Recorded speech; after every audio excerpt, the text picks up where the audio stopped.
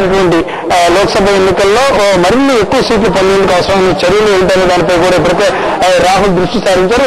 రాష్ట్రంలో ఉన్నటువంటి అనిశ్చిత పరిస్థితిని తొలగించడం ద్వారా కాంగ్రెస్ కు ఏ రకంగా లబ్ధి చేకూరుతుంది, తద్వారా లోక్సభ సీట్లో అత్యధిక స్థానాలు గెలుచుకోవడానికి అవసరమైనటువంటి పరిస్థితి అనేది తీసుకోవాల్సిన నిర్ణయాలు ఏంటి అనే అంశంపై కూడా ఈ యొక్క భేటీలో చర్చకు వచ్చే అవకాశం మనకు కనిపిస్తాం. దీనిపై ఇప్పటికే ఈ నేతలు కూడా పలుమార్లు నివేదికలు సమర్పించున్నారు. తాజా భేటీలు కూడా దీనిపై కొంత కీలకమైన చర్చ జరిగే అవకాశం కనిపిస్తా ఉంది. Ambika, thank you Ramesh.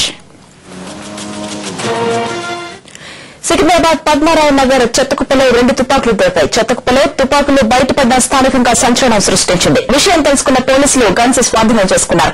చెత్తకుప్పలోకి guns ఎలా వచ్చాయి, ఎవరు వీటిని పడేశారు అనే విషయాలపై ఆరా తీస్తున్నారు. అయితే అవి డమ్మీవా, అసలైన తుపాకులా అనేది నిర్ధారించాల్సి ఉంది అన్నారు పోలీసులు.